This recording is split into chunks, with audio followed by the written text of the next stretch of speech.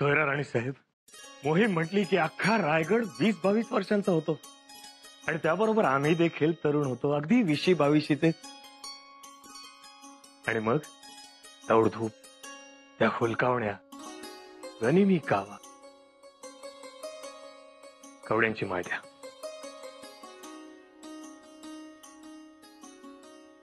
राणी साहेब, कवड्यांची माय. हो ना, कवड्यांची माळ.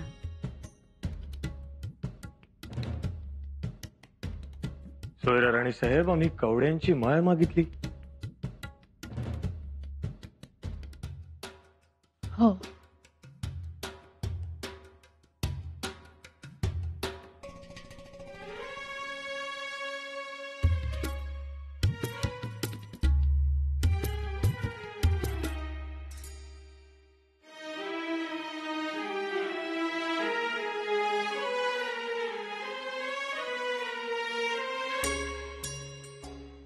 जगदंब.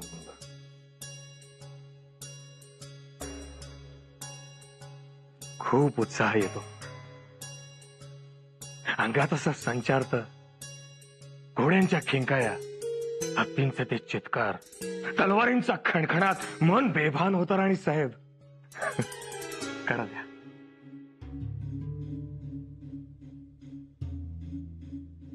राणी साहेब, कडा देताय ना? हो.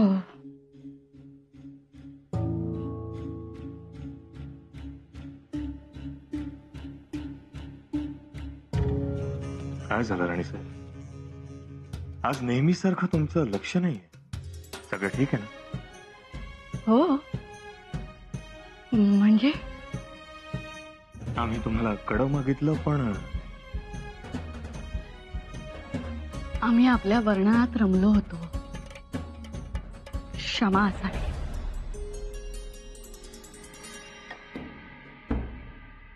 राणी साहेब, आज असं पहिल्यांदा झालंय की कवड्यांची माळ आम्ही तुम्हाला मागतो आहोत. तुम्ही आमच्या समोर आहात खऱ्या, पण तुमचं लक्ष विचलित आहे. याआधी असं कधीच झालं नव्हतं. नाही, काय नाही.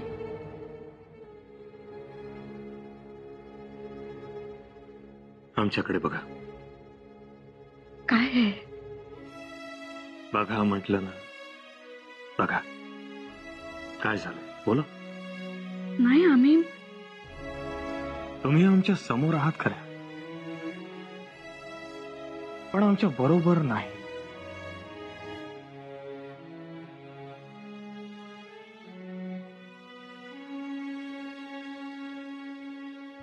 आम्ही आहोत इथेच.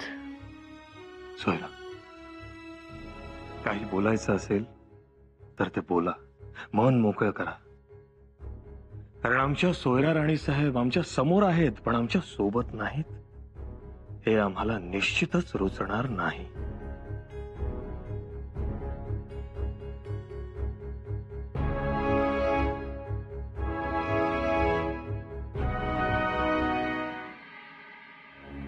अनाजी पंत, हो आपण जे करतोय ते बरोबर आहे ना? मोरोपंत, तुम्ही सारखी शंका नका हो काढू. पण आज राणी साहेब विषय काढणार, महाराजांशी बोलणार, चिंता वाटतेच हो. अहो, महाराणी साहेबांचा आडोसा आपल्यालाच आहे, त्याची काळजी तुम्ही करू नका. हो, पण उद्या महाराजांना हे सगळं कळलं तर? खुबी खुबी म्हणतात ती कशाला? यालाच. म्हणजे आता मला सांगा, इथे आहे पण दिसत नाही. वार, तेच वार 5 दार. पावा, तोच पावा भुवीत रोवा. तिवडा, तोच तिवडा दह्यात घुसळा. रवी, बस यालाच म्हणतात खुबी. खुबीनं चाललं तर अडचण 100 कोसावर फिरकत नाही आपल्या. त्यामुळे आपणही वेळेप्रमाणे बदलावं. बदलू हो, पण तुम्ही फक्त खुबीला जवळ करा. केली. कारण कोणत्याही परिस्थितीत यशस्वीला शंभूराजांच्या गळ्यात माळ घालू द्यायची नाही. मातोश्री, मातोश्री, मातोश्री तिकडे आहात? आम्ही बघितलंच नाही. या या, बसा. धावत पळत आला? हे बघा, आम्ही तुमच्यासाठी काय आणलंय.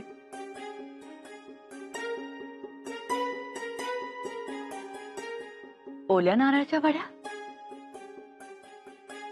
आम्हाला फार आवडतात.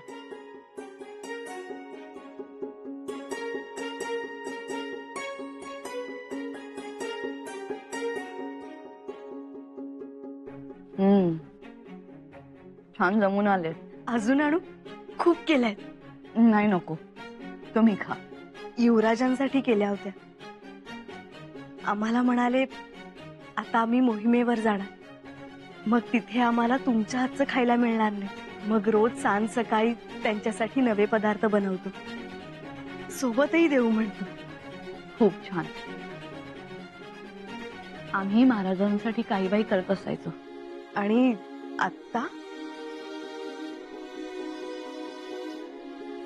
आताही करतोच. म्हणजे सुरुवात करूच. मग आम्ही येतो मदतीला. आम्हाला तेवढंच शिकायला मिळेल. बर, पण तुम्हाला आमच्या आवडीनिवडी बरं लक्षात राहिल्या. आम्हाला नाही काही, युवराजांना. आम्ही हे वाडगत त्यांच्या समोर ठेवलं तर खुश झाले, पण म्हणाले मातोश्रींना नेऊन द्या, त्यांना वड्या खूप आवडतात. एकाही वडीला हात लावला नाही त्यांनी. अशाच्या अशा वड्या घेऊन जा म्हणाले. मातोश्री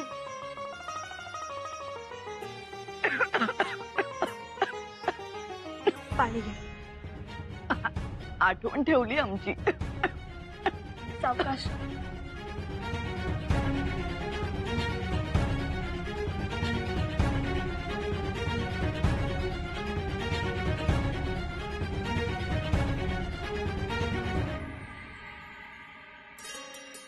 मातोश्री. राणूबाई, काय हो? ज्याची त्याची मोहिमेची तयारी. यात काय, लोणची आणि खारवलेले जिन्नस देणार असतात. पण हे सगळं तुम्ही का करताय? राणूबाई, आपल्या माणसांसाठी जिन्नस आपण आपल्या हातानेच द्यावे, तरच त्याला गोडी राहते. खरे आहे तुमचे. तुम्ही का आलात? हो, थोरल्या मातोश्रींसाठी निरोप आहे, मधुराईच्या मोती सराफांचा. 2 दिवस झाले ते गडावर येऊन थांबले. हो, मध्ये थोरल्या बाईसाहेबांनी बोलावली होती ही मंडळी. तेच, व्यापारी आलेत, पण मातोश्रींकडून काहीच निरोप नाही. वाट पाहत आहे. अगं बाई, खर तर दागदागिन्यांचे व्यापारी असे खोळंबून बसत नाहीत. थोरल्या बाईसाहेब त्यांना तातडीने बोलावून घेतात. पसंत पडले तर खरेदी करून त्यांना माघारी पाठवतात. यावेळी असं कसं घडलं? 2 दिवस झाले मातोश्री गप्प आहे. बोलणंही टाळलंय त्यांनी. हो ना.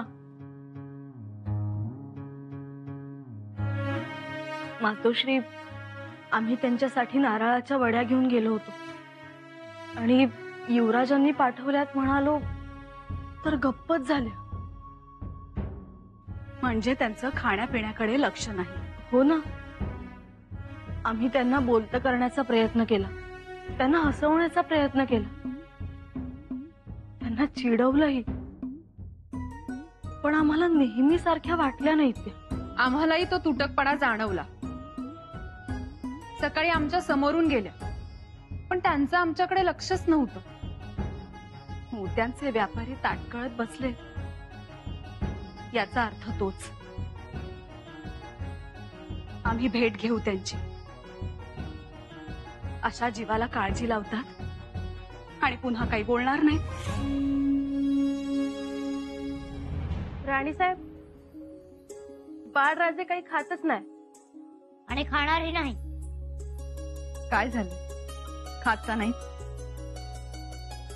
दादासाहेब जाणार ना, म्हणून आम्ही रुसलोय.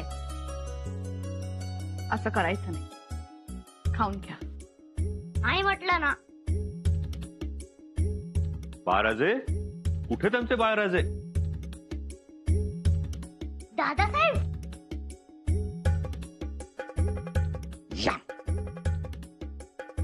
बाळराजे, आम्ही असं ऐकलंय की आमचे बाळराजे रुसलेत. हो, कारण तुम्ही आम्हाला सोडून जाणार ना, आणि तुम्ही गेल्यावर आमचे लाड कोण करणार? आम्हाला तलवार कोण शिकवणार? आम्हाला संस्कृत कोण शिकवणार? सगळी तजवीज केली आम्ही. मातोश्री बाळराजांसाठी उत्तम संस्कृत पंडित बोलावले आहेत त्यांनी.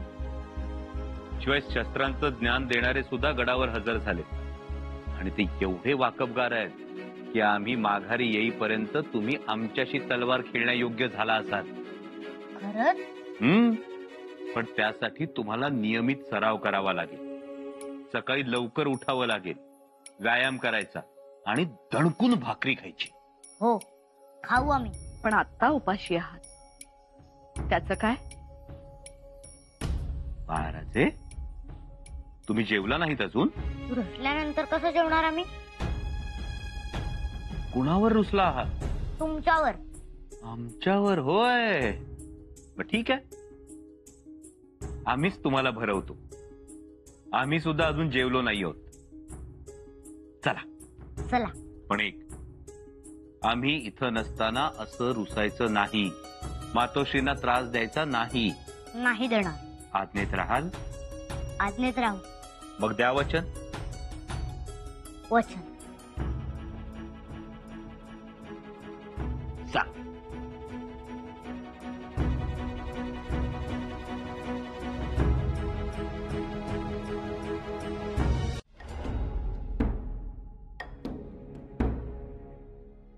आम्ही एवढे कधीच धास्तावलो नव्हतो. बाळराजेंच्या भवितव्याची काळजी ही कधी करावीशीच वाटली नाही. का करावीशी वाटेल? ज्या पुत्राचे पिता हे छत्रपती आहे त्याला कसली चिंता? तरीही राहून राहून वाटतं. नेमकं काय वाटतंय? नेमकी कोणती सल? बाळराजेंचं सुख. ते एकटे तर पडणार नाहीत ना? सुख त्यांच्यापासून दुरावणार नाही ना? की आयुष्यभर धाकली पाती म्हणून धाकटच राहावं लागणार? आणि मग त्या धाकलेपणाची ती ससे होळपट बाळराजेंना पेलवेल का? त्या ससे होळपटीत नेहमीप्रमाणे साखऱ्या वाटण्यातच धन्यता मानतील ते. आपण कितीदा समजावलं, पण त्यांनी त्यांचा हट्ट सोडला कुठे? ते साखऱ्या वाटतच राहिले. शंभूराजेंच्या यशात नाचतच राहिले. हे असंच चालत राहिलं तर त्यांचा पाठीचा कणा बाजूला काढून ठेवावा लागेल. जी निरागसता केवळ असहाय्य म्हणून फरफटत राहील. आई म्हणून हे आम्हाला कदापि सहन होणार नाही. आम्हालाही वाटतं आमच्या मुलाने प्रखर व्हावं, तेजस्वी व्हावं. राजाराम राजे चालू लागले की लोकांनी म्हणावं, बघा छत्रपतींचे चिरंजीव, त्यांच्यासारखेच पराक्रमी. राजाराम राजेंनी छत्रपतींचं नाव गाजवावं असं आम्हाला वाटतं. तुम्हाला काय वाटतं?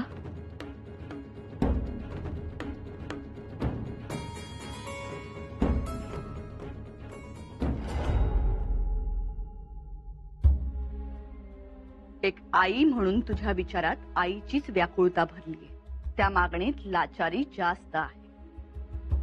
राजाराम राजे एकटे का पडतील? सुखापासून दुरावतील का? राजपुत्र आहेत ते, युवराज आहे. धाकटे असले म्हणून काय झालं? महाराज धाकटे नव्हते का? पण त्यांच्या कर्तृत्वात कधी आलं का धाकटेपण?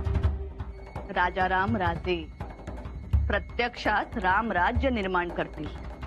एवढंच नाही तर तेही सवाई शिवाजी राजे म्हणून कीर्ती धारण करतील.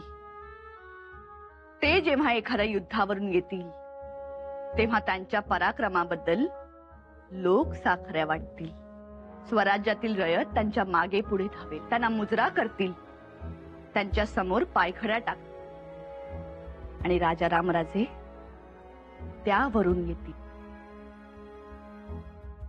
हे सगळं पाहून तुम्हाला केवढा आनंद होईल.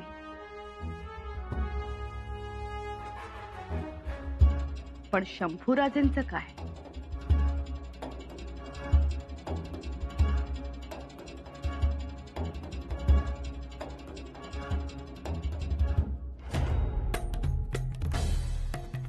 तसं बघितलं तर आमचाही जीव तुटतो. आमच्या लेकरानं आम्हाला कधीच अंतर दिलं नाही, आमच्यात कधीच सावत्रपणा आणला नाही, येऊही दिला नाही.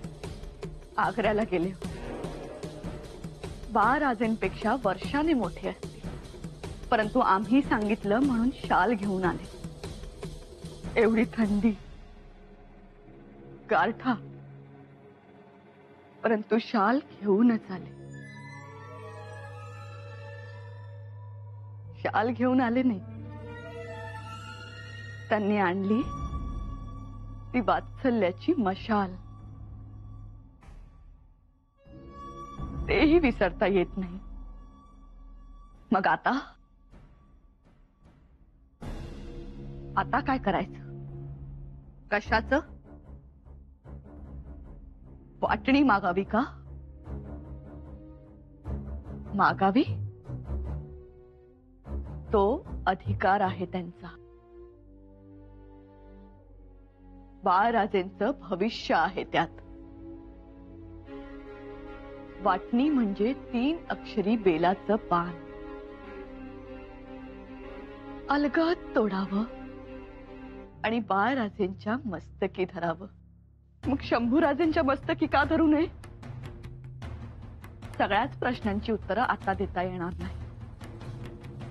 त्यासाठी काही ना काही होईलच. दक्षिणेतील राज्य तुम्ही झुकतं माप दिलं. शेवटी पोटचा गोळाच तुम्हाला जवळचा वाटला. का वाटू नये? माया आंधळी झाली शेवटी.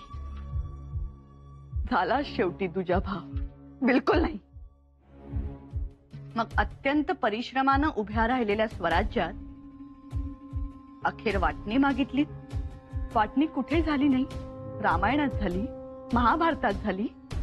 हे शिवभारत आहे. वाटणी मागितली नाही, वाटणी झाली नाही, असं एखादं तरी घर दाखवेल का कोणी? वाटणी ही होण्यासाठीच असते आणि आता वाटणी होणारच. आता आम्ही थांबणार नाही. आता आम्हाला महाराजांच्या समोर उभं राहावंच लागेल. परंतु महाराज हे सगळं त्यांच्या तत्वाबाहेरचं. राजा म्हणून ते योग्य असतील, आहेतच, परंतु आई म्हणून आम्ही योग्य असू. म्हणून आत्ताच बोलायला हवं, नाहीतर बाळराजेंच्या नशिबी वनवास येईल. आणि तो वनवास 14 वर्षांचा नसेल, पिढ्यानपिढ्यांचा असेल. म्हणून आम्ही वाटणी मागणार आणि आत्ताच मागणार.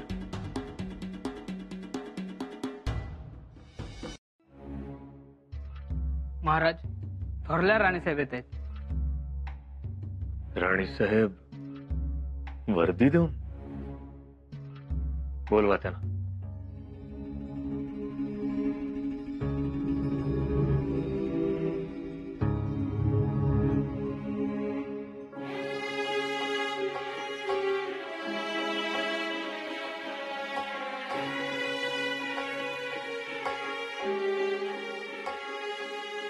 महाराज,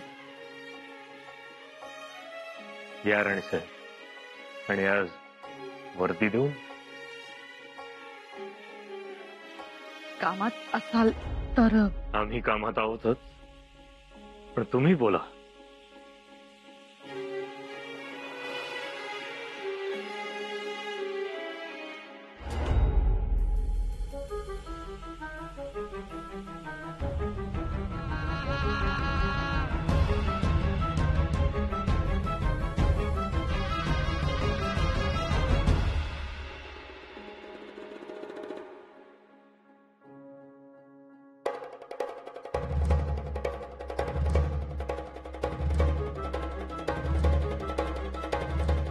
आम्ही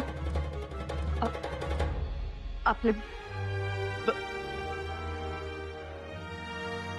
बोला